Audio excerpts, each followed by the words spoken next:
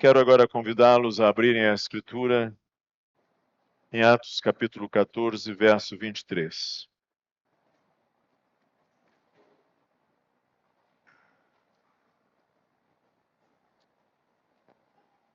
Atos dos Apóstolos, capítulo 14, verso 23.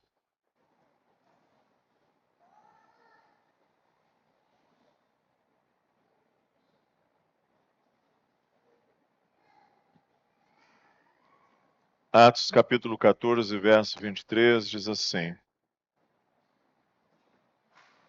E promovendo-lhes em cada igreja a eleição de presbíteros, depois de orar com jejuns, os encomendaram ao Senhor, em quem haviam crido. Podemos ler todos juntos?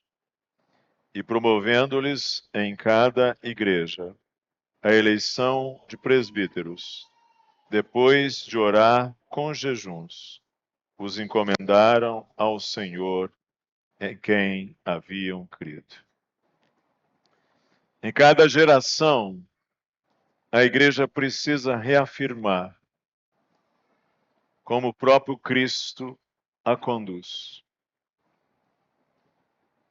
O livro de Atos é o relato dessa condução divina. É um registro vivo da ação do Espírito Santo, formando comunidades de fé em meio a contextos hostis, frágeis e surpreendentemente humanos. E aí, quando chegamos aqui ao capítulo 14, nós acompanhamos Paulo e Barnabé no encerramento da sua primeira viagem missionária. Um percurso que uniu fé e sofrimento e ousadia e graça. Eles haviam anunciado o evangelho nas cidades da Psídia, Icônio, Listra, Derbe, nas regiões da Galácia. E nessas cidades a mensagem de Cristo gerou tanto conversões quanto perseguições. Em Listra, por exemplo, Paulo fora apedrejado e dado como morto. Mas levantando-se pela força de Deus, ele volta ao mesmo caminho. Não para fugir, mas agora para fortalecer as igrejas recém-nascidas. E é nesse contexto que o versículo 23 se insere. Ele é pequeno, mas ele tem significado, porque aqui nós vemos os apóstolos voltando às comunidades que haviam evangelizado. Não apenas para celebrar resultados, mas para consolidar fundamentos. Eles entendem que uma igreja jovem precisa de estrutura espiritual e liderança piedosa. Precisa de cuidado e precisa de continuidade. E é por isso que o texto diz: e promovendo-lhes em cada igreja a eleição de presbíteros, e tendo orado e com jejuns, os encomendaram ao Senhor, em quem haviam crido. É simples sentença que contém o DNA organizacional e espiritual da igreja primitiva. Ela mostra que o trabalho apostólico não termina com a conversão das pessoas, mas se completa no pastoreio e amadurecimento da comunidade. Paulo e Barnabé não deixam as novas igrejas à própria sorte. Paulo e Barnabé não são daquelas organizações missionárias que saem por aí plantando, semeando o evangelho, sem que isso constitua-se em igrejas sólidas. Pelo contrário, eles voltam, oram, jejuam e, sob a direção do Espírito Santo, eles instituem presbíteros em cada igreja local. E a partir disso, eles entregam os crentes ao Senhor, reconhecendo que é Ele quem sustenta e guarda a sua obra. Então, nesse pequeno versículo aqui, nós temos, por assim dizer, o modelo apostólico de pastoreio, ou seja, uma forma de orientação que é ao mesmo tempo estrutural, espiritual, pastoral e doutrinária.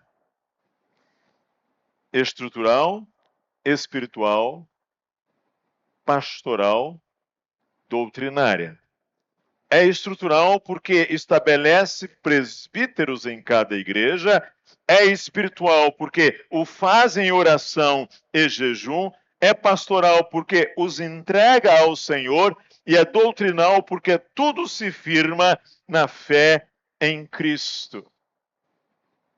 Isso é muito importante nesses tempos em que nós vivemos hoje, como modelos de liderança que competem entre si, modelos baseados, ora em carisma pessoal, ora em eficiência administrativa, ora em visibilidade pública. Estes versículos nos chamam, ou esse versículo em particular, nos chama de volta à simplicidade e a profundidade do modelo apostólico.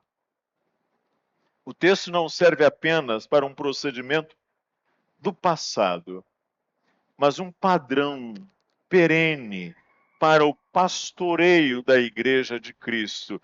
E eu vou terminar essa palavra de hoje trazendo para nós a seguinte pergunta: como nós podemos recuperar hoje o modelo apostólico de pastoreio da Igreja de Cristo?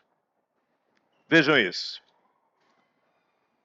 O texto aqui não trata apenas de organização administrativa, mas da vida espiritual da igreja. Como eu vi lá, como disse aos irmãos, os apóstolos não se limitaram a evangelizar e seguir adiante. Eles voltam às comunidades para estabelecer nelas ordem, para estabelecer nelas liderança e maturidade espiritual. E desse gesto simples, 4 diretrizes apostólicas se revelam importantes para nós. A primeira delas diz respeito à orientação estrutural da igreja.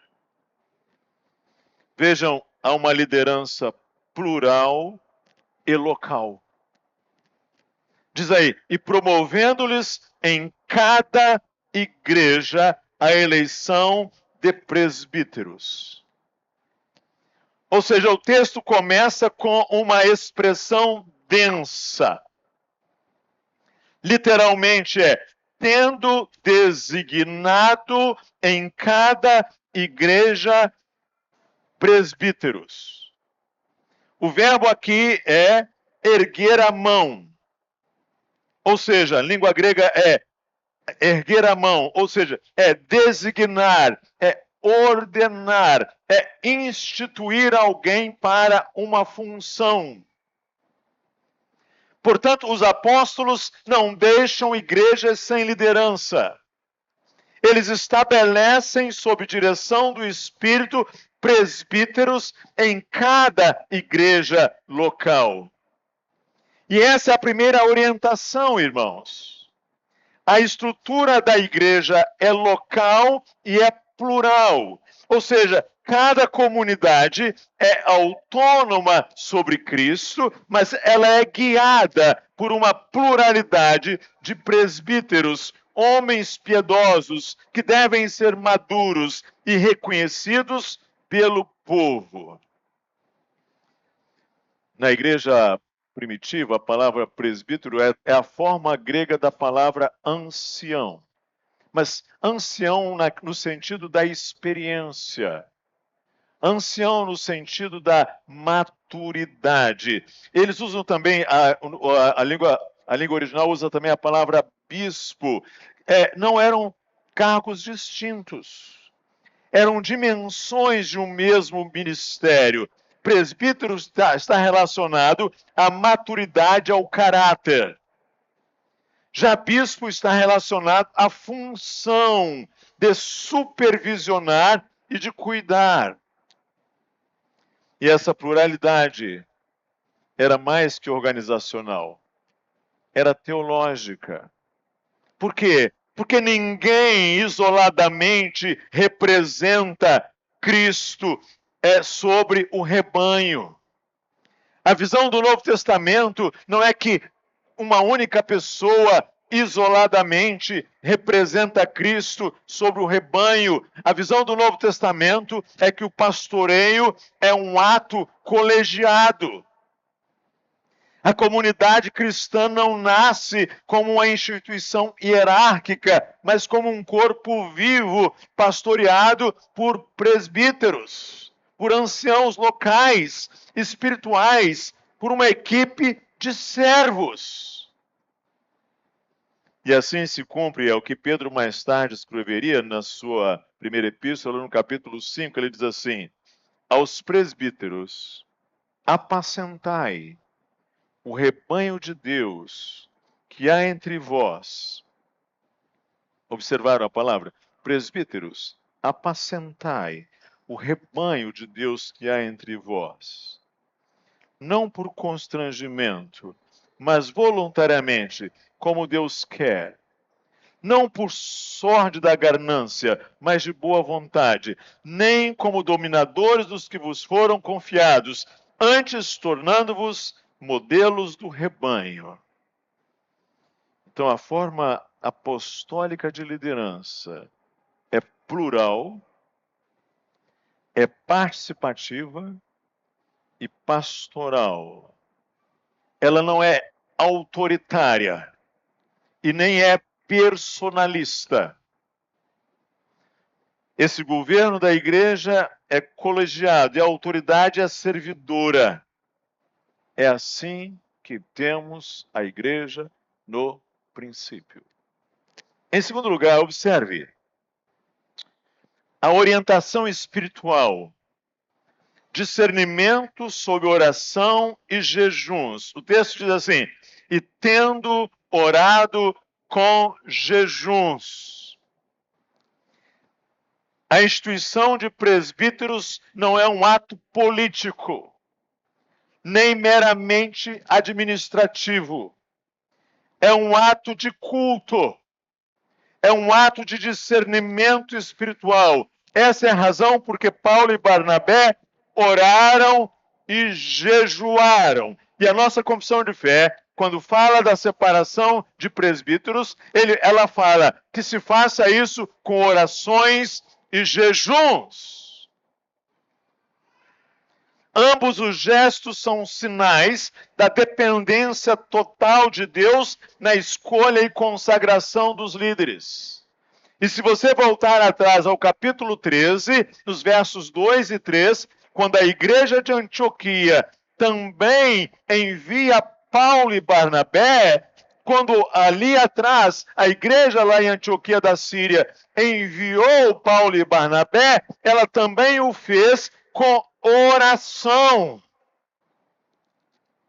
Em ambos os casos, o padrão é o mesmo. Oração e jejum precedem decisões espirituais. Então, irmãos, aqui é um ponto importante. Um ponto importante para a Igreja Batista da Graça nesse tempo. A liderança da igreja não é resultado de preferências espirituais, nem de carismas visíveis, mas do discernimento do Espírito Santo. Os apóstolos não perguntaram quem é o mais popular. Os apóstolos nem perguntaram em rigor quem é o mais eloquente. Eles perguntaram quem o Espírito Santo separou. E esta deve ser, em rigor, a grande pergunta que move uma igreja fiel e bíblica. Quem o Espírito Santo separa para isto? Oração e jejuns são os meios pelos quais a igreja se coloca em sintonia com o Espírito. A liderança apostólica, ela é discernida no altar, ela não é discernida só na assembleia. A assembleia é importante, a manifestação da igreja é importante, a manifestação o testemunho do Espírito junto ao corpo de Cristo é importante, mas é preciso que isso seja precedido de pessoas que estejam em oração, em jejuns, diante do Senhor. E aqui a orientação é clara. O governo da igreja, irmãos, é espiritual, antes de ser estrutural. Toda a forma apostólica começa com joelhos dobrados. Então, se nós temos agora, como igreja, um futuro para contemplar, para pedirmos direção do Senhor, onde é que nós vamos pedir? Nós devemos pedir com os nossos joelhos dobrados.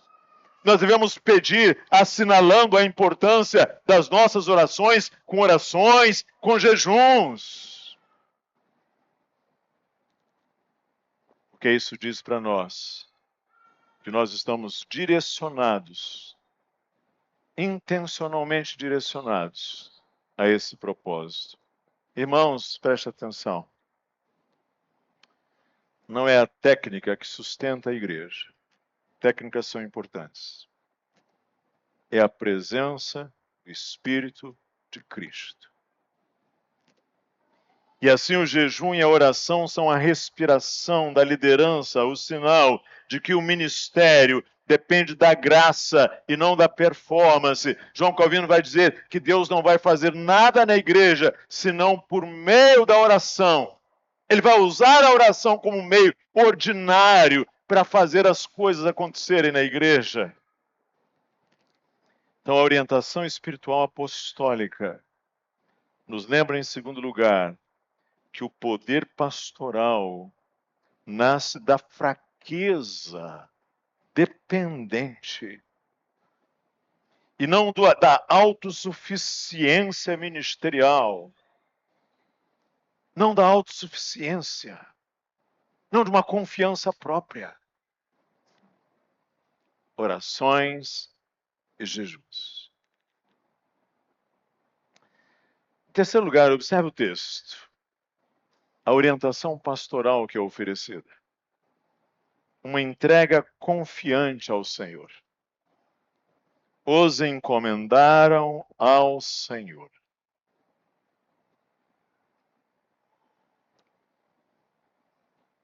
Quando seu filho vai sair de casa, você ora por ele e encomenda ao Senhor, não é? Quando você vai tomar uma grande decisão, você não ora e pede a Deus que abençoe aquela pessoa, a decisão que você vai tomar. Aqui, depois de instituírem os presbíteros, os apóstolos os encomendaram ao Senhor. O termo aqui significa, literalmente, na língua original, entregar a guarda, confiar aos cuidados de alguém. Aliás, é o mesmo verbo que Jesus usa lá na cruz. Pai, nas tuas mãos confio, entrego o meu espírito. É também o mesmo verbo que o apóstolo Paulo usa escrevendo a Timóteo. Eu sei em quem tenho crido e estou certo de que é poderoso para guardar o meu depósito.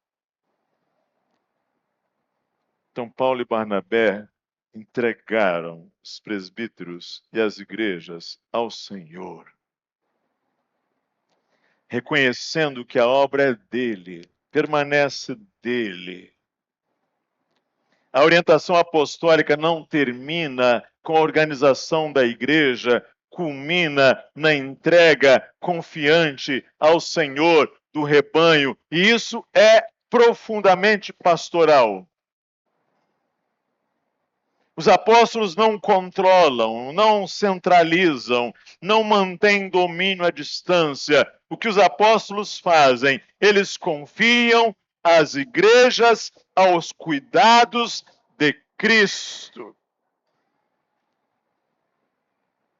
A igreja não era de Paulo, a igreja não era de Barnabé, mas do Senhor Jesus, como diz lá 1 Coríntios 3, de 6 a 7. A Igreja Batista da Graça não é do pastor Gilson Santos. E também não é nenhum desses outros presbíteros e pastores que servem tão generosamente aqui. E nem de vocês. E nem sua. Ela é do Senhor. E a entrega é ao mesmo tempo um gesto de humildade e de fé. O pastor é servo. Cristo é o pastor. O presbítero é mordomo. O Cristo é o dono da casa.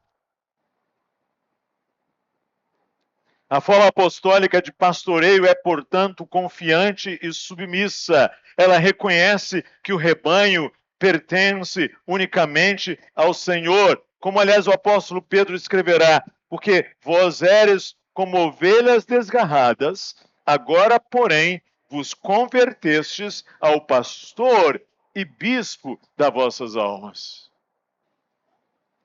Não, a igreja não é propriedade de pastor nenhum. Não, a igreja nem é propriedade de presbitério algum, nem a igreja é propriedade de membro nenhum. A igreja é do Senhor Jesus Cristo e precisa ser confiada a Ele. A Ele. Inteiramente a Ele. Pastoreio apostólico é Cristo no centro, o homem aos pés e a igreja nas mãos de Deus. A quarta observação, observe o texto. E confiaram e os encomendaram ao Senhor em quem haviam crido. A quarta diretriz é doutrinária, irmãos. Toda essa estrutura espiritual, pastoral e organizacional se firma em um fundamento. A fé em Cristo. Os apóstolos não confiam à igreja a um sistema. Os apóstolos confiam a igreja a uma pessoa. Eles a entregam ao Senhor em quem haviam crido. Isso é maravilhoso. Aquele foi o centro da mensagem e agora ele é o centro da comunidade. O verbo aqui indica, é interessante o verbo na língua grega, os irmãos aqui que estudam grego sabem. A ideia é, eles haviam crido e continuam crendo em Cristo. A fé que começou na evangelização permanece como eixo contínuo da vida cristã. A igreja não é construída sobre a experiência, a igreja não é construída sobre a tradição, a igreja não é construída sobre a habilidade humana. O que constrói a igreja é a confiança perseverante em Cristo. O que constrói a igreja é ela manter-se continuamente confiante em Cristo. E essa é a orientação final. Uma fé viva e constante no Senhor. Tudo que é feito, Eleição de presbíteros, oração, jejum, entrega, se sustenta nessa confiança em Cristo. Então, eu queria dizer uma coisa para você, se você não sabe. A igreja é segura não porque tem bons líderes, mas porque tem fé no bom pastor. A liderança apostólica é forte apenas enquanto é fiel à fé que professa. E assim Paulo e Barnabé encerram sua viagem como começaram, pregando e confiando em Cristo.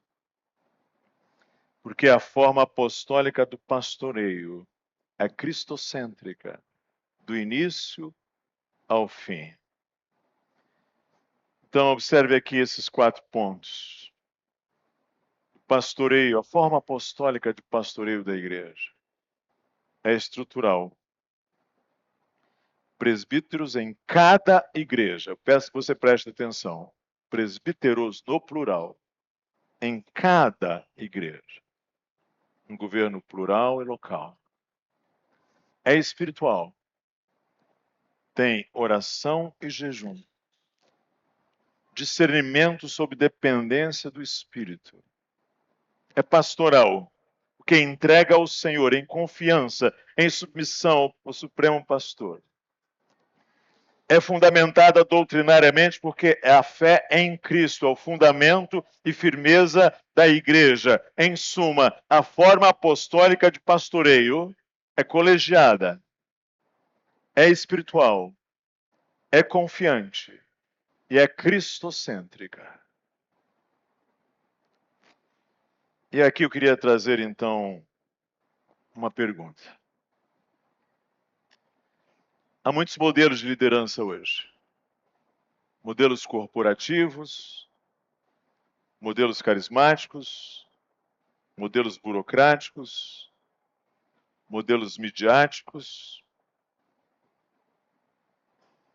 E aqui o texto nos recorda que o pastoreio cristão é uma vocação santa, moldada pelo Espírito, centrada em Cristo. E recuperar o modelo apostólico não significa simplesmente copiar formas antigas, mas redescobrir os princípios vivos que sustentam a igreja nascente, porque continuam válidos, porque o Senhor é o mesmo. Então, a pergunta é, como é que nós podemos hoje, em pleno século XXI, recuperar o modelo apostólico de pastoreio da Igreja de Cristo? O primeiro deles é nós recuperamos o modelo apostólico quando nós reconhecemos que a igreja pertence a Cristo e não a nós. Meus irmãos, o que foi a reforma protestante? Foi o primeiro passo, é devolver a Cristo o que é dele. O primeiro passo para nós devolvermos à igreja o pastoreio segundo o modelo apostólico, é devolver a Cristo o que é dele.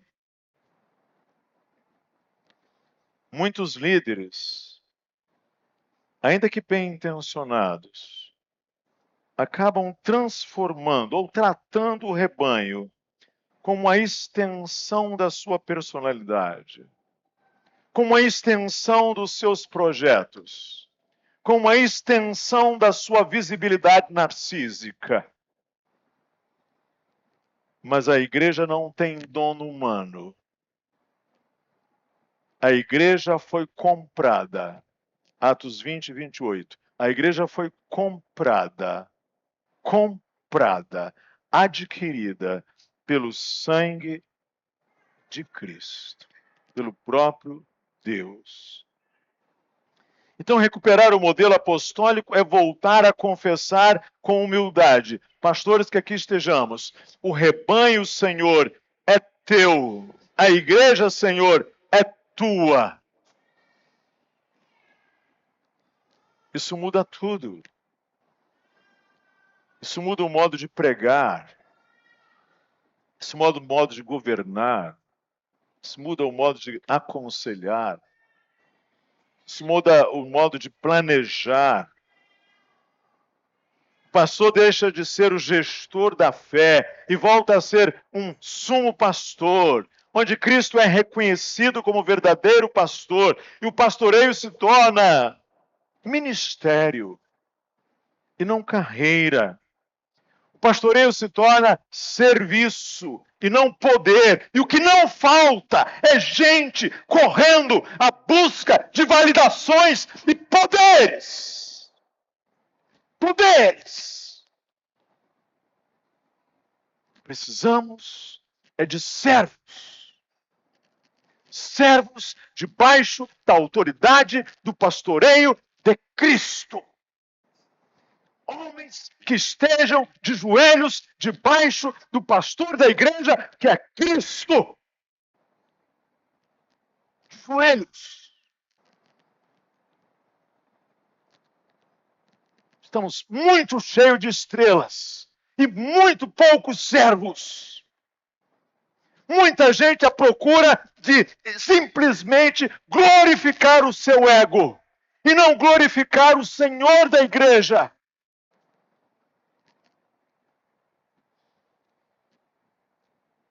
Em segundo lugar,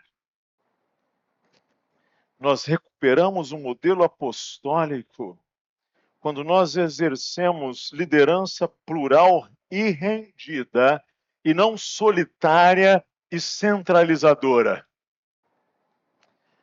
Os apóstolos, e aliás Paulo não foi sozinho, é interessante que Paulo nas suas viagens não ia sozinho.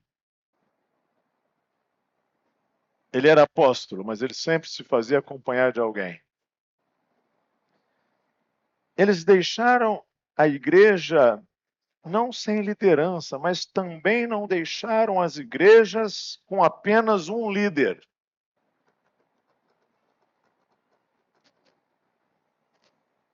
Eles promoveram a eleição de presbíteros no plural, que é um conceito que vem do Antigo Testamento.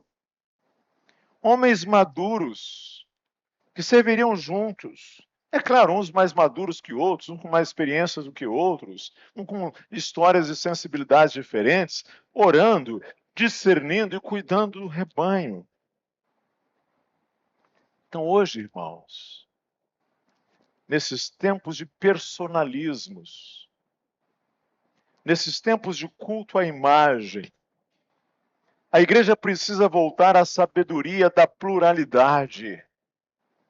Uma liderança plural protege a igreja de abusos e favorece o discernimento espiritual. Não é a corrida de um só corredor, mas é um caminho em comunhão.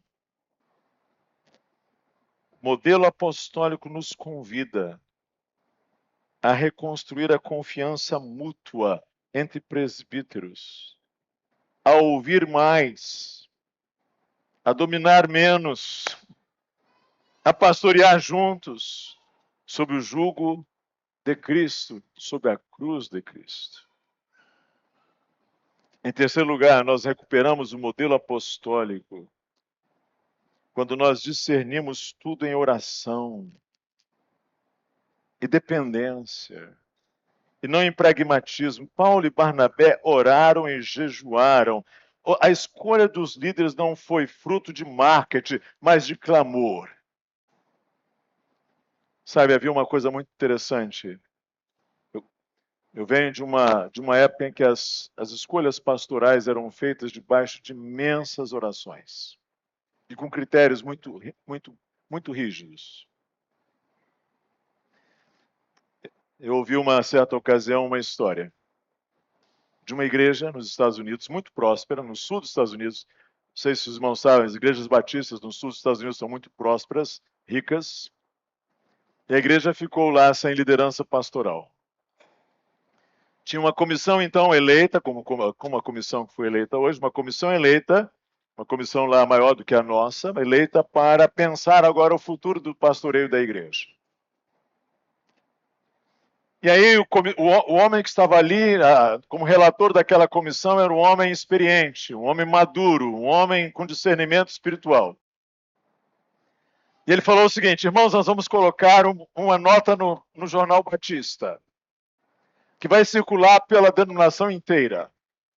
A igreja tal, do sul da tal, uma igreja muito próspera, com orçamento tal, oferece ao pastor uma casa pastoral, oferece ao pastor um carro zero, oferece ao pastor esse salário, oferece ao pastor esse plano de aposentadoria privada, oferece ao pastor essa carreira, oferece ao pastor esses recursos, oferece ao pastor férias remuneradas, oferece ao pastor isso. Candidatos, por favor, queiram mandar os seus currículos para o endereço tal. Eram cartas. Os demais membros da comissão ficaram assim meio preocupados, mas conheciam aquele homem e respeitaram. Aconteceu o seguinte: chegaram lá centenas de cartas com currículos. Imediatamente aquele homem falou assim: agora, irmãos, nós já fizemos a primeira parte do nosso trabalho. Já temos aqui centenas de pessoas que estão descartadas. Já fizemos a nossa primeira parte, já descartamos.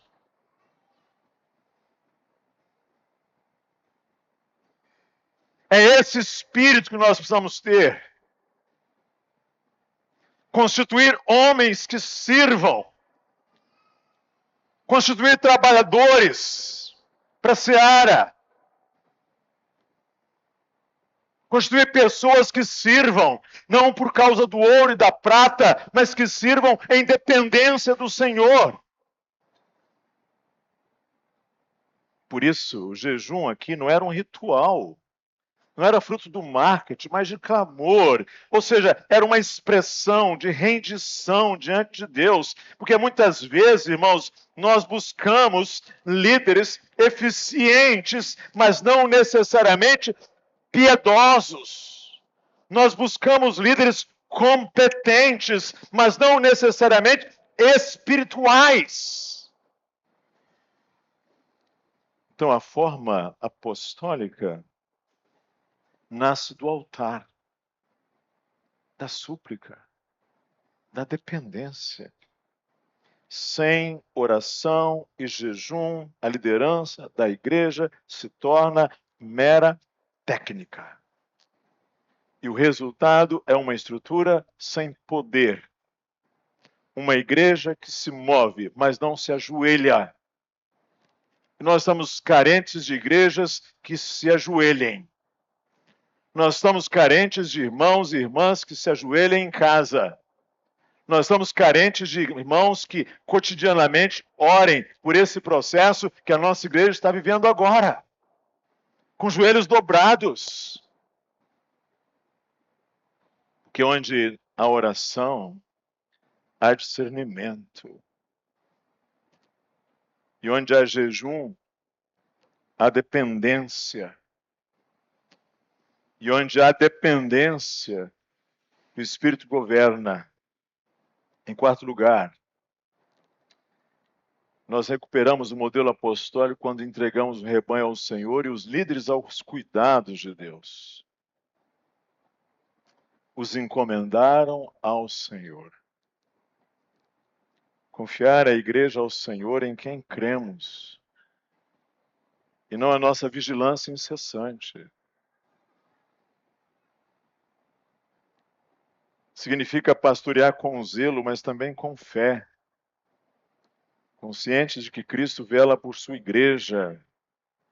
Entregar ao Senhor não é abandono, é confiança. É admitir que Ele cuida melhor do rebanho do que nós mesmos. O pastor que quer controlar tudo acaba oprimindo a igreja. O que tudo entrega ao Senhor aprende a servir com liberdade e descansar em fé. Em último lugar, nós reconhecemos e recuperamos o modelo apostólico. Quando nós voltamos a afirmar tudo na fé em Cristo e não em modelos humanos. Encomendaram a Jesus Cristo em quem haviam crido. Sabe, irmãos, quando a fé enfraquece, surgem substitutos, estratégias, modismos, dependência de líderes, programas. As igrejas estão cheias de coisas assim. Estratégias, modismos, dependência de líderes, programas. Estão cheias. Se recuperar o modelo apostólico é voltar a essa fé simples e viva. A confiança de que o Senhor mesmo edifica a sua igreja, como ele disse a Pedro.